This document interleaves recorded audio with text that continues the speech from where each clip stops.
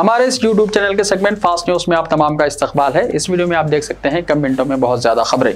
तो आइए शुरू करते हैं वीडियो को और देखते हैं आज की ताजा तरीन खबरें। अंजनी कुमार तेलंगाना के इंचार्ज डीजीपी, दिगर आईपीएस ओहदेदारों के भी तबादले। अंजनी कुमार आईपीएस को तेलंगाना का इंचार्ज डीजीपी मुकर्रर किया गया है। मौजूदा डीजीपी महेंदर रेड्डी इस महीने की 31 तारीख को रिटायर हो जाएंगे, जिसके पेश नजर हुकूमत ने अंजनी कुमार को इंचार्ज डीजीपी मुकर्रर करने के अहकाम जारी किए हैं। फिलहाल अंजनी कुमार एसीबी के डीजी के तौर पर खिदमत अंजाम दे रहे हैं।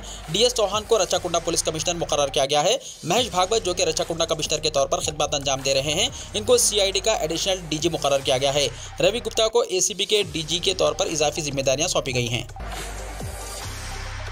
बीआरएस को मुल्क भर में तोसी देने की मनसूबाबंदी। बीआरएस के कौमी सरबराह और चीफ मिनिस्टर तेलंगाना केसीआर ने बीआरएस को कौमी सतह पर तोसी देने और फैसला कुन मौक़िफ़ रखने वाले तेलुगु अवाम की रियासतों में मुकाबला करने की हिकमत अमली तैयार कर रहे हैं। मुख्तलिफ रियासतों से इसकी रिपोर्ट्स हासिल कर रहे हैं और मुकाबला करने वाले उम्मीदवारों का इंतखाब करने में मसरूफ हो गए हैं। आइंदा साल तेलंगाना, कर्नाटक, मध्य प्रदेश, राजस्थान, छत्तीसगढ़ के बशुमुल 9 रियासतों में असेंबली इलेक्शंस मुनक्किद होने वाले हैं। साल 2024 मई में लोकसभा के इलेक्शन मुकर्रर हैं। तमाम रियासतों में मुकाबला करना मुमकिन नहीं है, लिहाजा चीफ मिनिस्टर केसीआर पहले जिन रियासतों में तेलुगु अवाम का तनासुब बेहतर है, वहां पार्टी की सरगर्मियों को वुसअत देते हुए इंतखाबात में वोट और सीटें हासिल करने पर तवज्जो दे रहे हैं।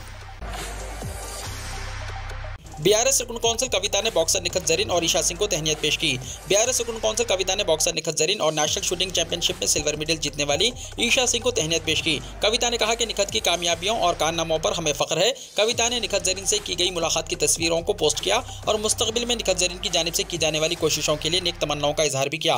वाज़ेह है कि 2 दिन पहले निखत जरीन ने भोपाल में मुनक्किदा 6वीं elite women's national boxing championship में कामयाबी हासिल की थी, जिस पर कविता ने उनको मुबारकबाद दी। तेलंगाना के यादाद्री भोंगिर जिले में सड़क हादसा, कौमी शाहराह पर ट्रैफिक बड़े पैमाने पर जाम। तेलंगाना के यादाद्री भोंगिर जिले के तरुणपेट में पेश आए सड़क हादसे के बाद तरुणपेट की हैदराबाद विजयवाड़ा कौमी शाहराह पर ट्रैफिक बड़े पैमाने पर जाम हो गई। यह हादसा जुमेरात की सुबह के अव्वलीन सातों में पेश आया, जिसमें एक बड़ा टैंकर उलट गया। इस हादसे के नतीजे में चोटुप्पल से हैदराबाद की सिमत आने वाली ट्रैफिक में रुकावट पैदा हो गई। तरुणपेट तक कोयलगुड़म की ट्रैफिक में भी खलल पैदा हो गया। इस बात की इत्तला के साथ ही पुलिस वहां पहुंची, जिसने क्रेन की मदद से टैंकर को हटाने में कामयाबी हासिल की। ट्रैफिक जाम की वजह से गाड़ियों के रुख को दूसरी तरफ मोड़ दिया गया। ओहदेदारों ने कहा कि इस हादसे के नतीजे में कोई अमवात नहीं हुई है। पुलिस ने इस सिलसिले में एक मामला दर्ज करके जांच शुरू कर दी। जारिया साल 612 करोड़ रुपए के ट्रैफिक जुर्माने आयद किए गए, तेलंगाना डीजीपी महेंदर रेड्डी ने कहा। तेलंगाना के डीजीपी महेंदर रेड्डी ने सालाना राउंड अप 2022 के नाम से तेलंगाना की 2022 की सालाना क्राइम रिपोर्ट जारी की। इस मौके पर मीडिया से खिताब करते हुए डीजीपी ने कहा कि हमने ट्रैफिक कवानीन की खिलाफ वर्जी करने वालों पर 612 करोड़ रुपए के जुर्माने आयद किए। हमने मोटर व्हीकल एक्ट के तहत 1,65,84,000 मुकदमा दर्ज किए। डीजीपी ने कहा कि 2022 में डकैती के 24,127 वाक़यात रिपोर्ट हुए। उन्होंने कहा कि 148 करोड़ रुपए लूटे गए और 74 करोड़ रुपए बरामद कर लिए गए। इस साल कत्ल के 762, इसमत देरी के 2,126 और पॉक्सो के 2,432 मामले सामने आए हैं। खवातीन के खिलाफ जराइम के 17,908 मुकदमा दर्ज हुए। इस साल 19,456 सड़क हादसा पेश आए। 6,746 लोगों ने अपनी जान गंवाई। चीफ मिनिस्टर तेलंगाना के समधी का इंतकाल। चीफ मिनिस्टर तेलंगाना और बीआरएस कौमी पार्टी के सदर चंद्रशेखर राव के समधी चल बसे रियासती वजीर बल्दी नज़्म-ओ-नस्क के तारक रामाराव के ससुर 72 साला हरिनाथ का जुमेरात की दोपहर क़ल्ब पर हमले से देहांत हो गया। वो गुज़िश्ता कुछ अरसे से खराबी सेहत का शिकार थे। उन्हें इलाज के लिए हैदराबाद के गच्चीबौली में वाक़ AIG हॉस्पिटल में शरीक करवाया गया था, जहाँ दौरान इलाज हार्ट अटैक से उनका इंतकाल हो गया। बहादुरपुरा में सरकारी जूनियर कॉलेज कायम किया जाए, सदर मजलिस की वज़ीर तालीम से नुमाइंदगी। बैरिस्टर असदुद्दीन अवैसी सदर कुल हिंद मजलिस इत्तेहादुल मुस्लिमीन व रुकन पार्लियामेंट हैदराबाद ने रियासती वज़ीर तालीम पी सबीता अंदर रेड्डी से नुमाइंदगी की कि हल्क़े पार्लियामेंट हैदराबाद के तहत बहादुरपुरा असम्बली हल्के में सरकारी जूनियर कॉलेज कायम किया जाए।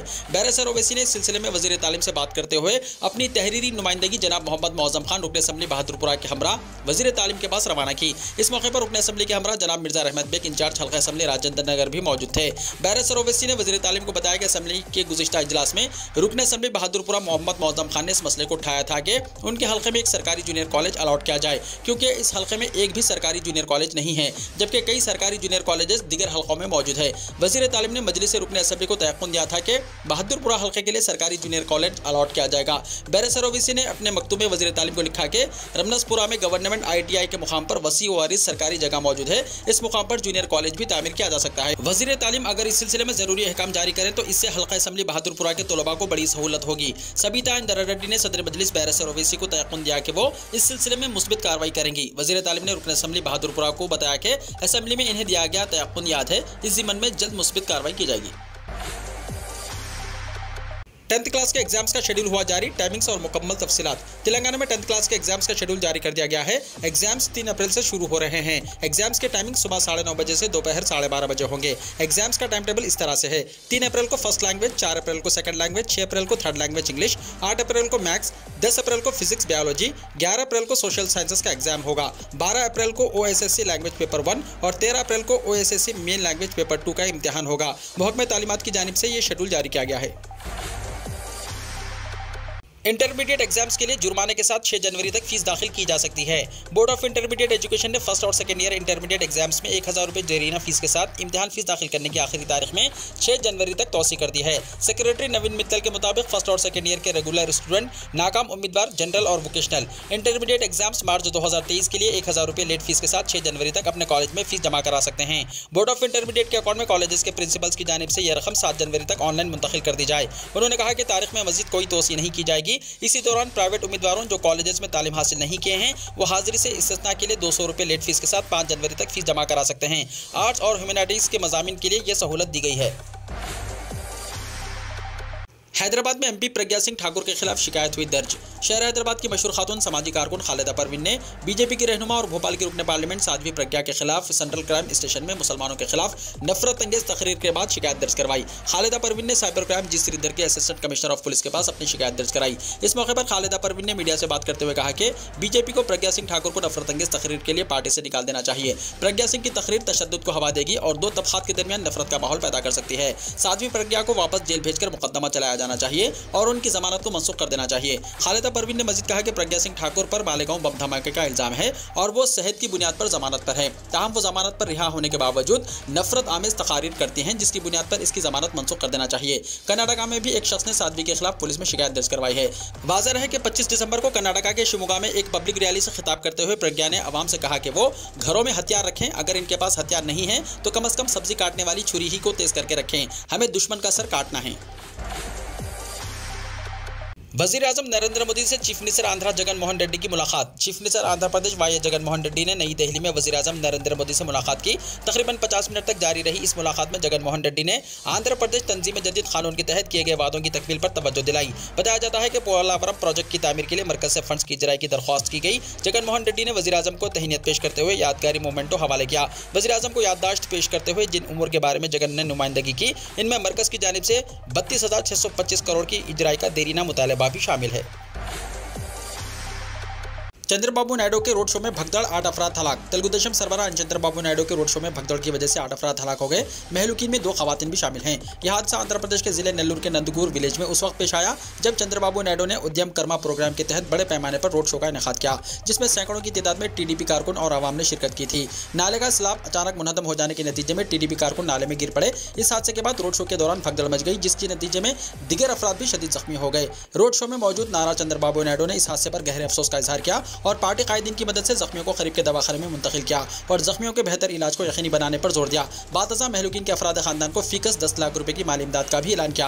वाज़ेह रहे कि आंध्र प्रदेश के YSRCP हुकूमत के खिलाफ नारा चंद्रबाबू नायडू ने उद्यम कर्मा मुहिम शुरू कर दी है, जिसमें आंध्र प्रदेश के मुख्तलिफ इलाकों में रोड शो और अवामी जलसों से खिताब करते हुए हुकूमत को तनखीद का निशाना बना रहे हैं। 45 दिन के इस खुसूसी प्रोग्राम में आंध्र प्रदेश की आवाम दुश्मन पॉलिसियों और chief minister YS Jagan Mohan Reddy को बेनकाब करने का दावा करते हुए अंदरून 45 दिन खुसूसी मुहिम के तहत आवाम में शऊर बेदार करने का अहद किया गया है। इस प्रोग्राम में TDP कारकुनों के अलावा आवाम की भी कसीर तादाद शरीक हो रही है। नेल्लूर पुलिस ने इस सिलसिले में एक मुकदमा दर्ज कर लिया है।